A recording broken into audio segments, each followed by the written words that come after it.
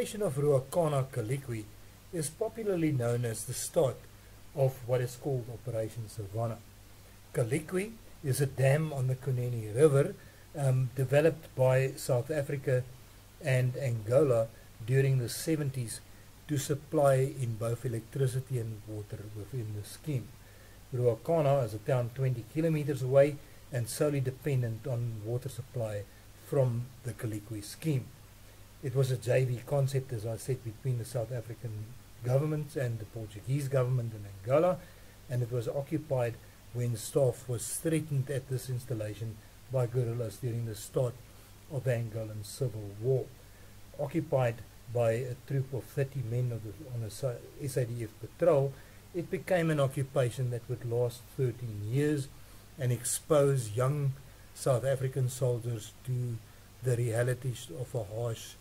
civil war in Angola for the next 13 years. The reasons for the occupation was simply that it was an important strategic asset, as Ovambo was also completely dependent on the scheme for its water supply, and the fact that all funding was raised by South Africa in cooperation with the Portuguese government in Angola to develop the scheme. What followed after this occupation was what is called popularly Operation Sausage, which was divided into three major objectives: a major raid against the armaments of SWAPO, and then of course training, military advice and logistical assistance to both the FNLA and UNITA, and finally the establishment of the Silver Porto training camps and assembly of a mobile group